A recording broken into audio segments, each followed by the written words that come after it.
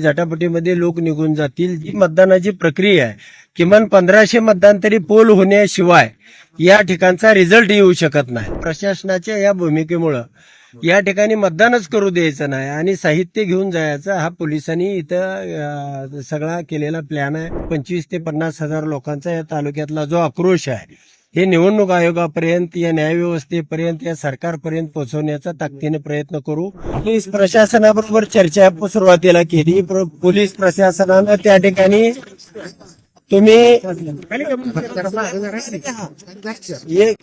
एक बी मतदान पोल केलं तर आम्ही हे साहित्य, तुमचं मतपत्रिका असतील, मतपेट्या असतील, आम्ही सगळं गुंडाळून घेऊन जाणार आहोत। तुमच्यावर सगळ्यावरती आम्ही गुन्हे दाखल करणार आहोत। आम्ही अगोदर 43 कलम पुकारलेला आहे। आता या प्रशासनाच्या भूमिके संबंधी सगळ्या गावकऱ्यांशी या ठिकाणी चर्चा करण्यात आली। गावकऱ्यांचं म्हणणं असं आहे की जर मतदानच करू देत नसतील, ते आपण पेट्या धरून ठेवणार आणि ते हिसकावून घेतील, यामध्ये गोंधळ उडेल आणि त्याचे झटापट होईल आणि झटापटीमध्ये लोक निघून जातील। जी मतदानाची प्रक्रिया आहे, किमान 1500 मतदान तरी पोल होण्याशिवाय या ठिकाणचा रिझल्ट येऊ शकत नाही आणि ते 1500 मतदान या ठिकाणी मला होणार होतं, परंतु प्रशासनाच्या या भूमिकेमुळे या ठिकाणी मतदानच करू द्यायचं नाही आणि साहित्य घेऊन जायचं, हा पोलिसांनी इथं सगळा केलेला प्लॅन आहे। त्यामुळं आम्ही या ठिकाणी थांबण्याचा गावकऱ्याबरोबर चर्चा केल्यानंतर निर्णय घेतलेला आहे। आम्ही येणाऱ्या 8 दिवसामध्ये प्रांत कार्यालय असेल किंवा अजून जिथं सुयोग्य न्याय मागण्याचं ठिकाण असेल त्या ठिकाणी ताकदीनं एक 25 ते 50 हजार लोकांचा या तालुक्यातला जो आक्रोश आहे, हे निवडणूक आयोगापर्यंत, या न्यायव्यवस्थेपर्यंत, या सरकारपर्यंत पोहोचवण्याचा ताकदीने प्रयत्न करू आणि यामध्ये मात्र न्याय मिळाल्याशिवाय हा उत्तमराव जानकर थांबणार नाही, एवढंच मीडियाच्या माध्यमातून तुम्हाला सांगतो।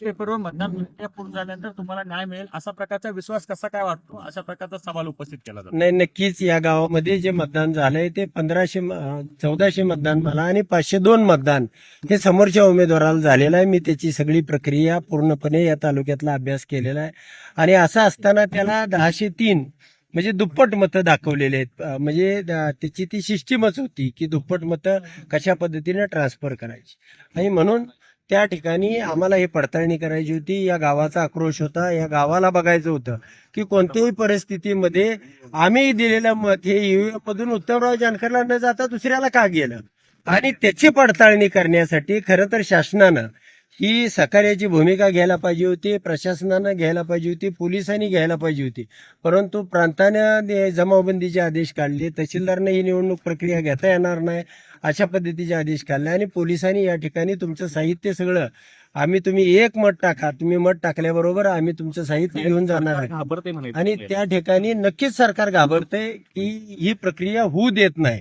आणि मग तुम्हाला न्याय मागायचा कसा, ही साधी प्रक्रिया होती आणि या साध्या प्रक्रियेतनं तुम्हाला सगळे उमेदवार महाराष्ट्रातले असतील, सरकार असेल, ते सगळ्याच्या पुढे चित्र जाणार होतं। तुम्ही सगळ्या चॅनलची मीडिया या ठिकाणी तुमच्या समक्ष लाईव्ह पद्धतीनं मतदान होणार होतं आणि प्रशासनानं जर हे मतदान करू दिलं असतं तर हे चित्र महाराष्ट्राच्या समोर यावं यासाठी मी रात्र झोपून या ठिकाणी ह्या लोकांना आधार देण्यासाठी, ह्या लोकांना एक विश्वास देण्यासाठी मी रात्रभर या चटईवरती झोपलो होतो। सगळं गाव 1000 लोक झोपले होते, पण 1000तले लोक आता पोलीस असल्यामुळं 300-400 लोक या ठिकाणी आहेत, बाकीचे लोक यायला तयार नाहीत आणि जर आले तर या ठिकाणी पोलिसाबरोबर झटापट करणं, मुलं शाळेमध्ये जाणं आणि त्यातून जो रिझल्ट आहे, मला जो 1500 मतं पोलिंग झाल्याशिवाय निघत नाही तो घेता येत नाही, म्हणून या ठिकाणी थांबण्याचा निर्णय गावकऱ्याबरोबर चर्चा करून आम्ही घेतला। नक्कीच जे इथं घडलं तेच राज्यामध्ये घडलेलं आहे आणि इथं सुद्धा एक मत बीजेपीला गेल्याशिवाय दुसरं मत ट्रान्सफर होत नव्हतं, त्यामुळे त्यांना 54,000 मतं पडली की 1,08,000 झाली त्याची, म्हणजे प्रत्येक मताला मल्टीपाय म्हणजे एकाच एक असा फॉर्म्युला या ठिकाणी होता आणि म्हणून त्यांनी अशा पद्धतीनं या ठिकाणी जो विरोध केला, जी जाणीवपूर्वक या ठिकाणी मतदानाची पडताळणी करू दिली नाही, अशीच ह्याच गावात नाही, मी 10 गावामध्ये जरी अशा पद्धतीनं आपण बूथ लावले आणि साधी प्रक्रिया आहे, सोपी प्रक्रिया आहे. गाव सो खर्चानं करतंय. त्याच्यामध्ये काय कोणाला शासनाचा खर्च आहे, कुठं पोलीस प्रशासन आम्ही मागतोय, बंदोबस्त मागतोय, असं काहीही नव्हतं. परंतु प्रशासनाने या ठिकाणी अडवणूक केलेली आहे.